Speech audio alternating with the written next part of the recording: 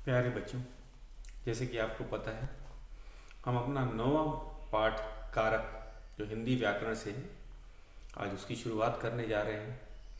और कारक की हम सबसे पहली बात परिभाषा जान लेते हैं। परिभाषा से भी पहले हम जानते हैं कि कारक होता कहाँ है, वाक्य में क्यों ये ज़रूरी है। जैसे हम पाठ्य पुस्तक के उदाहरण को लेते हैं। अनंत अपने मित्र घर गया, तो ये वाक्य हम कहेंगे पूरी तरह से समझ नहीं आता है। चिड़िया डाल बैठी है, हम नाक सूंघते हैं, कुत्ते पकड़ो। तो अगर हम इसको हम कहेंगे कारक के साथ, कारक किसी वाक्य में संज्ञा या सर्वनाम का संबंध क्रिया या किसी अन्य शब्द के साथ दर्शाता है। अगर ये संबंध ही नहीं रहेगा तो हमें समझ ही नहीं आएगा। जैसे कुत्ते पकड़ो, कुत्ते को पकड़ो, तो यहाँ किसको पकड़ने के लिए कहा गया है? कुत्ते को। तो कुत्ते क्या है? संज्ञा शब्द है। पकड़ो क्या है? क्रिया है। तो संज्ञा का क्रिया के साथ संबंध दिखा रहा है।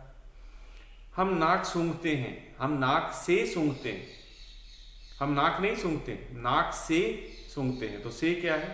कारक है। चिड़िया डाल बैठी है, चिड़िया डाल पर बैठी, डाल के ऊपर, पर मतलब ऊपर। तो ये जो है कारक हमें संज्ञा या सर्वनाम का वाक्य के क्रिया के साथ संबंध या वाक्य के किसी अन्य शब्द के साथ संबंध दर्शाते हैं या बताते हैं। अगर ये नहीं बताएंगे संबंध तो हमें ये समझ भी नहीं आएगा।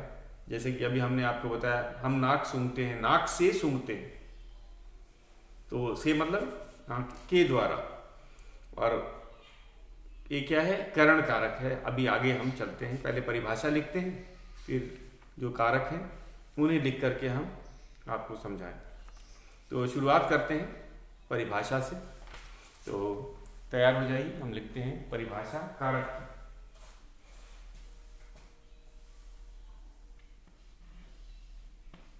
कारक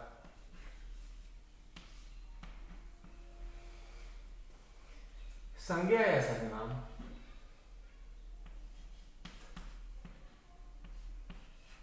संज्ञा या सर्वनाम, संज्ञा या सर्वनाम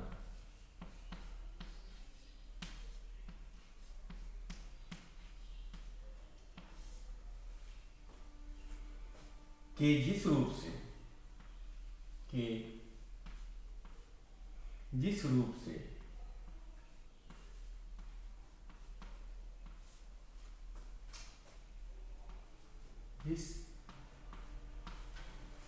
जिस रूप से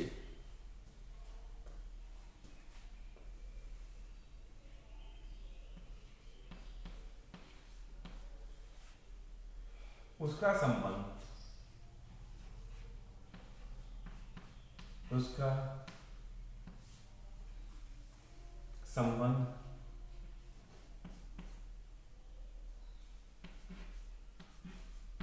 उसका संबंध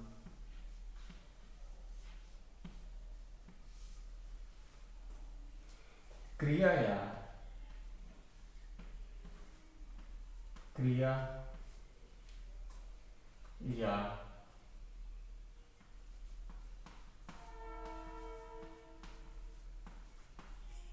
वाक्य के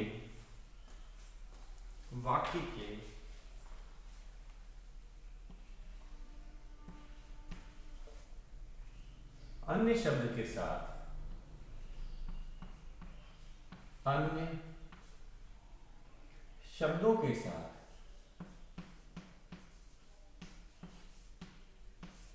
अन्य शब्दों के साथ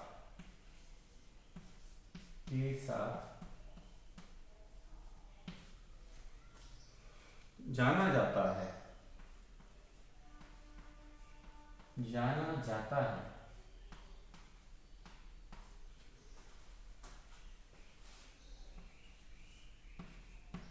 है उसे कारक कहते हैं।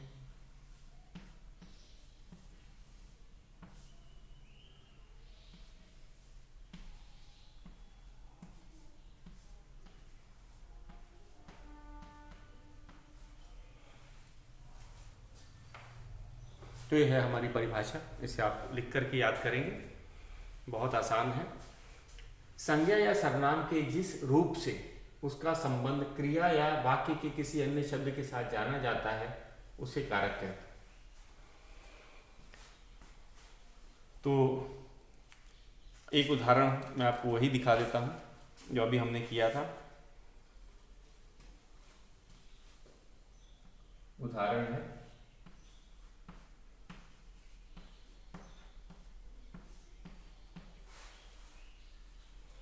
हम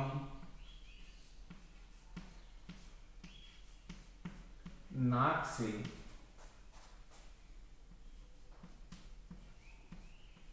सूंघते हैं।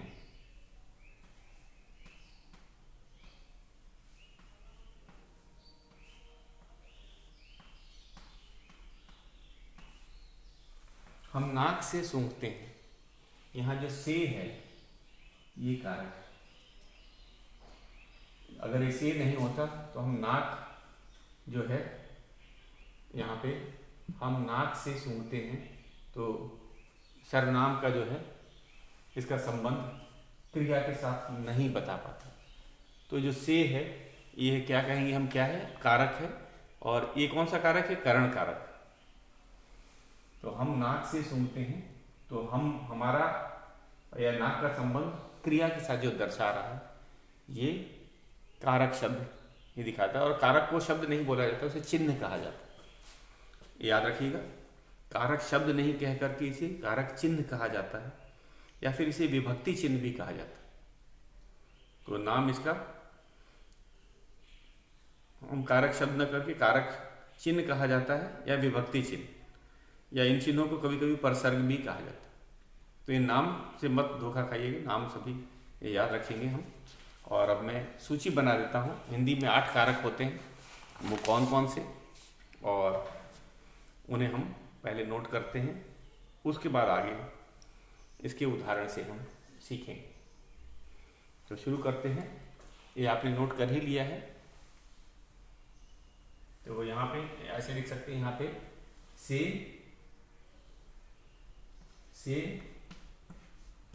कारक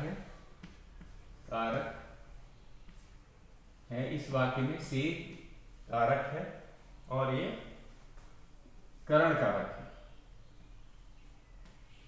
करण कारक है।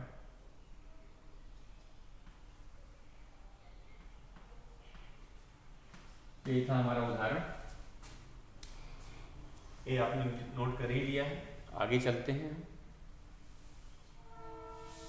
हिंदी में 8 जो कारक हमने लिखते हैं।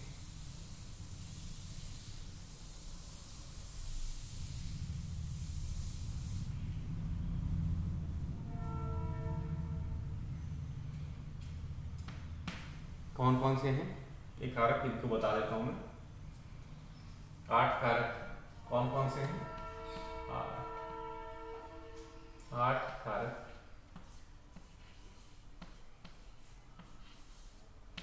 में पहला है कर्ता, कर्ता कारक।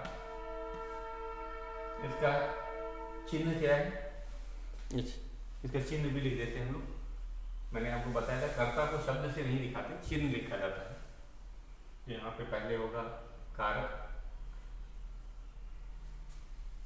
कारक लिखते हैं, उसके बाद उनका चिन्ह लिखते हैं। आधा ह पूरा न चिन्ह। तो पहला है हमारा कर्ता, कर्ता कारक का चिन्ह है ने। दूसरा कर्म कारक, इसे क्या कहते हैं, को। तीसरा है करण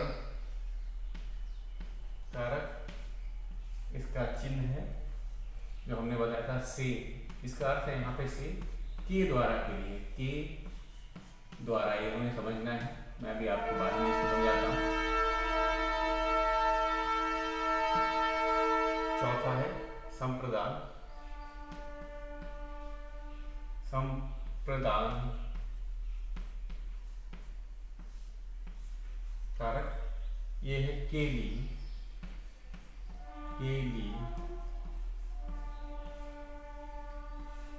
पांचवा हमारा है अपादान,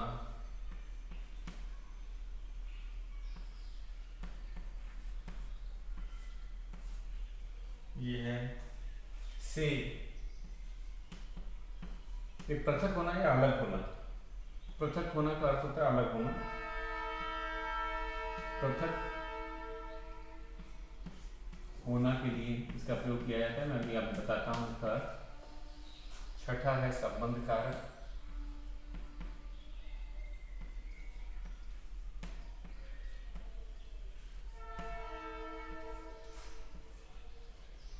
ये है का, की, के। इसमें 3 कारक चिन्ह दिख रहे हैं। और हमारा सातवां जो है वो है अधिकरण, अधिकरण कारक। ये है में और पर, में और पर। अंतिम और आठवां जो है हमारा वो है संबोधन,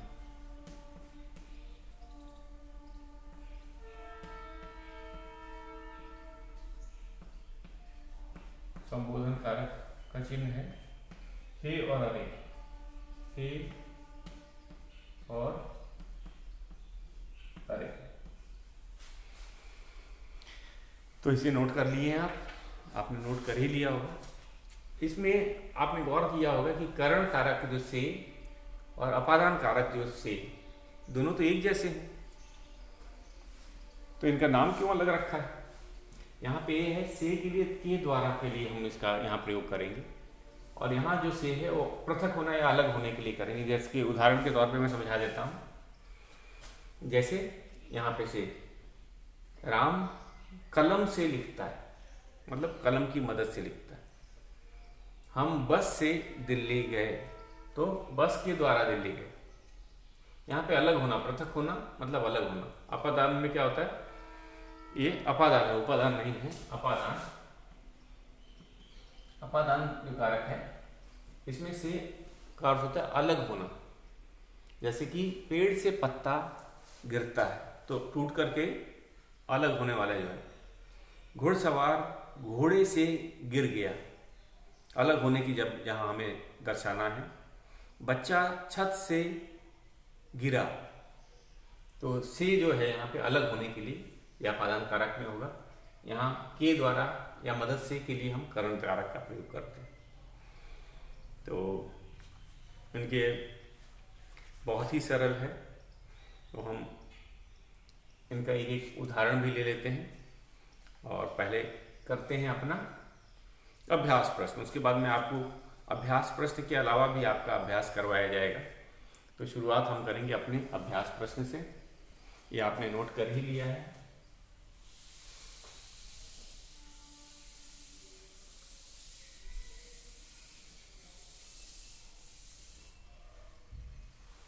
अभ्यास प्रश्न क्या है?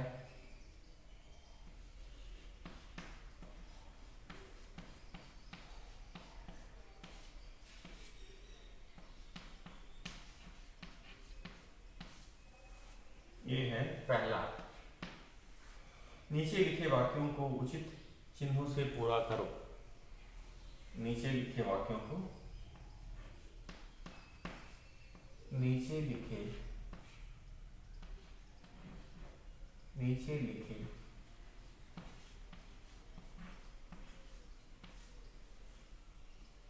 वाक्यों को, नीचे लिखे वाक्यों को उचित चिन्ह से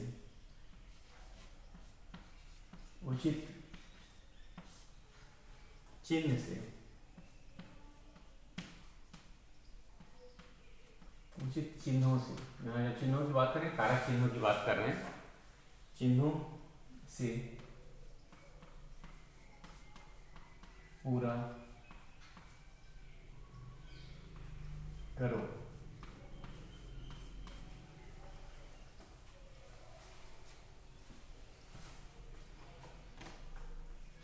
तो पहला जो है, पहला भाग इसका है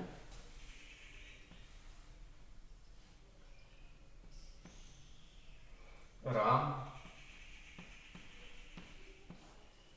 रिक्त स्थान है, रोटी खाए, रोटी खाए।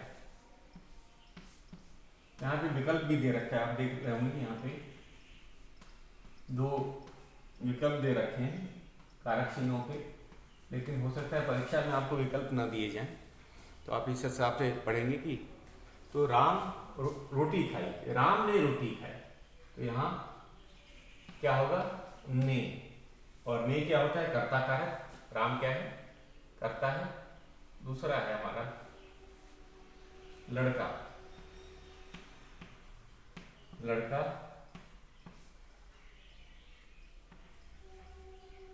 छत रिक्त स्थान गिर गया,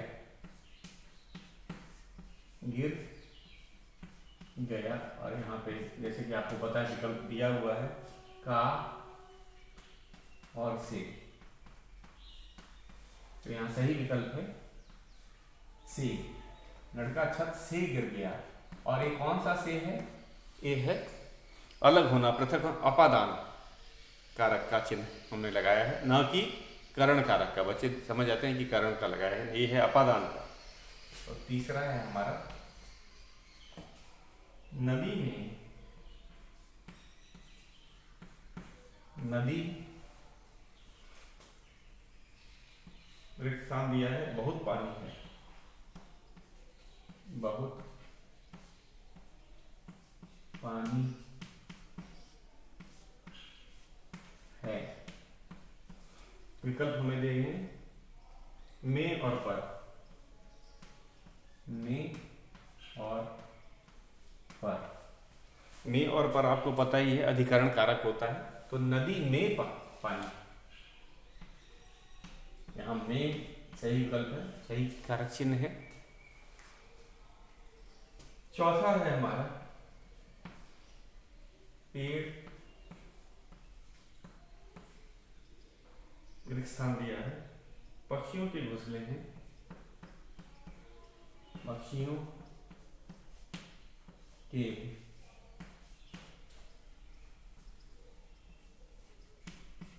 घोंसले हैं। विकल्प हमें यहाँ पे भी के और पर दिया हुआ है, के और पर। तो पेड़ पर पक्षियों के घोंसले हैं, पर मतलब ऊपर, और ये भी क्या था, कौन सा कारक था, अधिकरण कारक। हमारा पांचवा और अंतिम वाक्य है, उसको भी लिख देते हैं। यह पुस्तक, यह पुस्तक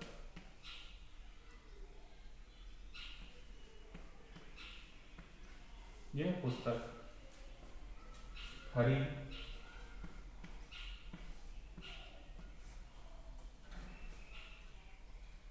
है। और विकल्प हमें चाहिए तो हे और की, हे और की।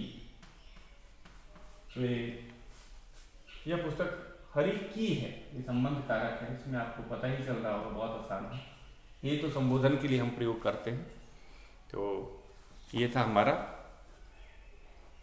पहला प्रश्न, पहला प्रश्न अभ्यास का जो था वो हमने कर लिया। एक बार फिर से इसको दोहरा लेते हैं, बहुत आसान है। राम ने रोटी खाई, यहाँ ने संयुक्त कारक चिन्ह था। लड़का छत से गिर गया, से को हमने इधर लिखा। नदी में बहुत पानी है, में सही विकल्प है।